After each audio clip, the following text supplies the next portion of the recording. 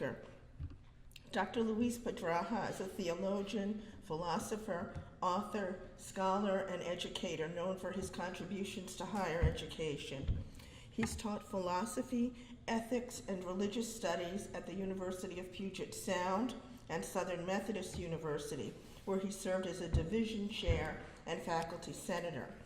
Dr. Pedraja advocates passionately for increased higher education access for all people, especially marginalized people who have been underserved historically by the American higher education system. Most recently, Dr. Pedraja served as interim vice chancellor of academic affairs for California's 35,000 student Peralta Community College District, where he led faculty, staff, and administrators to develop innovative programs and ensure student success. From 2011 to 2016, Dr. Pedraja was provost and vice president of academic affairs at Antioch University in Los Angeles, a private, nonprofit university serving adult students with bachelor's degrees completion and professional graduate programs. He also led the establishment of an on-site bachelor degree completion program at community colleges and an early college program for the LA high schools. These innovative programs provide clear pathways for college for K through 12 students in underserved communities and help adult students achieve new professional goals and career advancement. Dr. Pedraja has served as vice president for the Middle States Commission on Higher Education. He's volunteered extensively with the American Red Cross and local emergency management teams. He's also served on nonprofit boards and co-founded 2 nonprofit organizations, one focused on animal rescue and the other on supporting the families of patients living with cancer.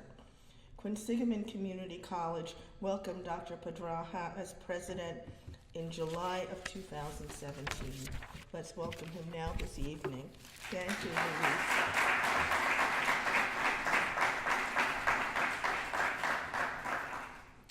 Luis. It's certainly a pleasure and an honor to be here tonight with you, and particularly since the Worcester Educational Collaborative mission is something that resonates with me, given their focus on ensuring student success, something that I am committed to and passionate about. I think that preparing our children for success in college, career, and life is not only a calling, but a duty that falls upon everyone in our community. Jose Marti, the well-known Cuban writer and poet, once wrote that education has an inescapable duty to humanity, to adapt us to the age in which we live without turning us aside from the great and final objective of human life. Today, this duty has taken on an even greater significance as we experience radical change in our society, as globalization connects us to the rest of humanity in an unprecedented manner, and as technology continues to transform both social interactions and the workforce. Learning to adapt to our age is crucial more than ever. Yet keeping up with the rapid pace of change is a daunting task. History teaches us that for many generations, education was solely the domain of the elite, often intentionally denied to the masses and used as a means of asserting control by those in power. After all, an educated mind is free to question authority and to question the status quo, to ambition what might be, and to ask, why not? However, in a free society and in an age of information that demands a skilled workforce, education can no longer be a commodity reserved for the elite. It is both a necessity, and I would venture to say it is a basic human right. Massachusetts has been a leader in education, currently boasting one of the most educated workforces in the nation. But is that enough? In spite of our many accomplishments, we still face significant challenges, both in our K-12 system and in higher education. First, as our dependence on technology grows, the workplace will require a more skilled workforce. For instance, as many of you know, manufacturing is becoming more and more specialized and technical as it expands into biotechnology, photonics, cybernetics, nanotechnology, and innovative integrated systems. It is no longer the type of manufacturing that we envision, the one that our parents and grandparents worked in with the assembly lines and the factories. It is the clean rooms, it is the laboratories, it is the robotics centers of today that will transform tomorrow. Current research also shows that by 2020, about 65% of the jobs opening in the Commonwealth, even in the nation, will require some college. However, even with our high level of education in the Commonwealth, on average, we come short of that mark by about 15 to 20%, depending on how you define some level of higher education, whether it be a certificate, associate's, or bachelor's degree. And in most communities, this is even more significantly lower for low-income, minority, and immigrant populations that comprise a growing number of the Worcester community. This gap, unless addressed, will create greater income inequality, and I will venture to say it can lead to an economic collapse and the decline and the disappearance of the American middle class. I think we are truly facing a crisis. It's one that we have not spoken about. We speak a lot about the housing crisis that occurred. We speak a lot about other economic collapse. I think the education crisis is looming more than ever, and we are not paying enough attention to it. An additional challenge that we face is our demographics. Lower birth rates have led to a significant decline in the traditional population that tends to enter the high school to college pipeline. At the same time, we have faced a surge in certain minorities, English language learners, and immigrant groups. We don't have to go too far from here to see that growing diversity in our community. The shifts in this demographics is something that our schools will need to address. They will require new teaching tactics. This is no longer your parents' classroom. And the K-12 experience continues on into the college classroom as we adapt our teaching, and we must adapt our teaching to meet the needs of different cultures that comprise our new demographics, including working with different approaches to learning and the varied language needs of our population. Both the K-12 system and the community colleges, and I'll venture to say most colleges, are going to have to contend with that shift in demographics and to address the needs of this population that historically has not attended college. And how we manage to do that will define our future success. Another challenge faced by both the K-12 and the college system is a growing tendency in our society to diminish the value of education, even to see it as suspect, or even as an unnecessary expense. This is particularly true of college education, that at times is accused of creating elitism or eroding traditional American values. Often we try to reduce education to the lowest common denominators. We're teaching to the means. We're teaching just the bare essentials that a population needs to get a job, but not enough to help them transform their life, to become critical thinkers, to move into the jobs of the future. In contrast, when I worked in higher education accreditation, I often would meet with foreign delegations. Most of them were trying to improve the quality of education in their country. What was surprising about those delegations is that as I went to meet with them, I imagined educators, teachers, university officials, ministries of education, but the majority of them were composed of economic development councils, of chambers of commerce, of different leaders in the business sector from those countries. They realized something that we have forgotten in the United States, that education is an economic driver, that without an educated workforce, we cannot thrive, we cannot attract new business, we cannot build capital and wealth, we cannot transform our society and move into the future. While others are investing in education in other countries, we are decreasing our investment in education. And folks, education is an investment in our future, one that will repay us two- and threefold. And yet, we have forgotten that and have diminished the value of education. As a nation, we spend more on incarceration than on education. For instance, a recent Mass Inc. study showed that the cost of incarcerating people incarcerating Worcester residents at times has been twice as much as the state allocation to Quinsigamond Community College. Currently, only one-third of our annual funding comes from the state. True, the cost of higher education is high, and we need to make it lower, but as we defund education, the only avenue that we have to maintain our services is to increase the burden on our students, something that to me is unacceptable in the public education system, and something that the Commonwealth was known to fight for the value and the commitment to public education, and yet we keep eroding that today.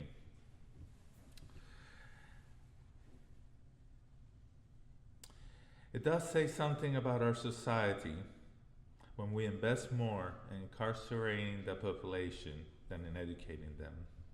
And colleges are not the only ones affected. Many schools do not have sufficient resources to meet the needs of students or to properly equip their teachers. They continually have to beg to get additional funding to meet the demands of the population. They do not have enough money to retain the talented teachers that come into our K-12 system.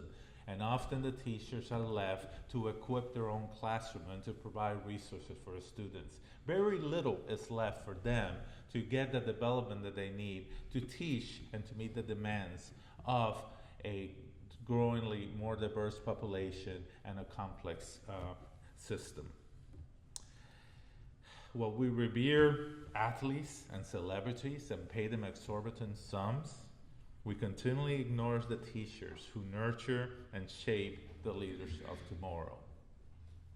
And that, to me, is a tragedy. If we are to succeed in meeting the challenges we face in education, in preparing our children to succeed in college, career, and life, we need to work together and to create pathways that extend from birth to employment. And hear me in that. I'm not saying from high school to college. I'm saying from birth to employment. For far too long, we have worked in silos that ignored the intersection of early childhood, K-12, college, and the workforce. We must create pathways that are seamless, that feed into one another. We must create a culture of lifelong learning, not in high school, not in college, not at the universities, but in the elementary schools, in the junior highs. We need to strive together to shift the culture and recognize the value of education if we're going to equip our children and our society to adapt to the rapidly changing demands of our society, of a workforce that is becoming more and more complex, and on the demands that technology places on all of us. For we have ignored this for far too long. And to eliminate the silos, we need to develop and to expand partnerships that create seamless paths from school to college and then into the workforce. First, we must find creative pathways that align our curriculum and create a college-bound culture. For example, in San Bernardino, The independent school district, community college, and state university work together to develop a memorandum of mutual support, including creating courses that prepared and aligned students to transition from one to the other. They also committed to support each other through partnerships that brought teachers together and provided counseling to the students. They worked together to make sure that the classes that were offered in math and English at the junior high and the high school were preparing the students for the needs and demands of the community college and then of the state schools. Our community can benefit from similar partnerships and alignments. For instance, QCC is working with the Worcester Public Schools and Worcester State University on a proposal to expand our early college model and create a pathway that will include foundational courses to prepare students to enter into dual enrollment courses taught at the high school and college, culminating in the seniors attending dual enrollment courses on our campuses. In addition, our QCC Honor Society, PTK, the students are piloting a program at Burncoat High School to mentor high school students and facilitate their transition into college. We need to develop more and more of those pathways and work together to make sure that we mentor our students to move from one place to the other, that their needs are continually met. We also need to work to create not only a single pathway, but multiple pathways, recognizing that while some of our students will transfer to the universities in pursuit of higher degrees, others will seek to get the necessary skills to enter the workforce with a certificate, associate degree, or other alternative credentials. Further, we need to ensure that we facilitate our students' transition to college through seamless support services and wraparound programs, ensuring there is a smooth transition between one and the other. Studies indicate that about 1 out of 5 community colleges are experiencing food insecurity. They're coming to college hungry. Now think about it. Doesn't that make sense? We have a large percentage of our K-12 students who participate in the free meals at the school. Meals that we often continue through the summer to make sure that they have their nutritional requirements met throughout the year. However, once they enter college, do we expect those needs to disappear? I say not. We have students who are homeless, students who are struggling to make ends meet, and yet they come. They come to make a better life for themselves. They come to get an education, and that says a lot about our students. We have heard that it takes a village to raise a child, and I say to you that it takes a community to educate our children. Coordinating our resources to ensure student success, whether it is through the creation and expansion of mentoring programs, which I hope to do in collaboration with other agencies here, working with community-based organizations to expand wraparound services, just as the developing conversations that we've had with CASA to ensure that we can mentor the foster kid students who are aging out and entering the community colleges and continue their education. As community, or aligning the multiple programs to ensure seamless pathways of mentorships and community services. As a community, we must take education seriously and be involved in the education of our children, all of our children, regardless of who they are and where they live, regardless of their culture, of their socioeconomic background, of their faith, of their abilities. The future of our city and community depends on it. We must do a better job at extending our wraparound services from the classroom and into the community. As educators, we must recognize that life happens and our students don't live in a vacuum. We must contextualize education, whether it be by recognizing cultural and linguistic barriers, by offering examples that are respectful of the context and relevance to the situation, culture, and language of our students, or by providing guidance to families in navigating our culture, society, and educational system, or by supporting students and their families through programs that assist them with such things as health services, housing, and financial literacy. Because we don't study in a vacuum. We do not go to school in a vacuum. Next, we must reframe the labels that we use, which often alter our perception. When I first came to the States, I did not know English. However, I was very advanced in math and in sciences and other areas. Yet at school, the kids made fun of me and they called me stupid. Teachers didn't know what to make of me because I could not understand them. And those labels, stupid, dumb, slow, stuck with me as a child. They affected my ego. They affected what I believed of myself. And they created a barrier to my advancement. I was immediately disadvantaged, and although I was able to overcome this challenge, it did erode my own confidence as a child. Often when we label kids as developmentally challenged, as problem learners, as disruptive, we ignore their potential and the challenges they face. It is unreasonable for a child who has difficulty understanding their teacher to fidget or to be distracted, to be disruptive? Studies continually demonstrate that when we label children as at risk, we create a self-fulfilling prophecy that affects the teacher's attitude to the child and the child's own self-confidence. Thus, I challenge us to reframe the way we think, to reframe potential and see children as filled with unbridled potential, a potential that we can nurture and foster them in order for them to succeed. Next, we need to eliminate barriers to success, such as standardized testing that assumes a normative cultural context and only serves to prevent them from continuing on with their education. Instead, using multiple measures and a real-life assessment coupled with targeted tutoring to focus not on measuring against an arbitrary bar, but in assisting students to achieve their full potential.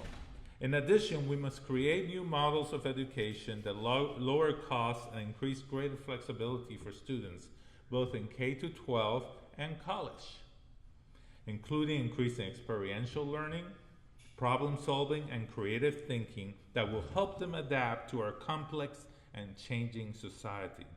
As Paulo Freire reminds us, we must move away from the banking model of education, which treats students as objects of assistance. Instead, we must help them become critical thinkers. Only then will they be able to adapt to the changing times. We also need to stop measuring education by the time students spend in the classroom and instead look toward outcomes, opening the path for us to explore competency-based education and distributed learning models that will increase the flexibility and shorten the time to a degree, as well as lowering expenses to our students. I strongly believe that education paves the path to the future, and that our future is inherently dependent on education. As educators, we must not teach to the requirements, skills, and jobs of today. We must teach to the future. We must not be reactionary, but bold and innovative visionaries that prepare our children to meet the challenges not of today, but of tomorrow. Finally, as educators, we must demonstrate a steadfast commitment to education. This means that we must create a student-centric environment that places the needs of all of our students, especially the most vulnerable, first. Their success is our success. As educators, we're entrusted with empowering the dreams of the next generation and paving the way to the future. We must not let them down. Thank you.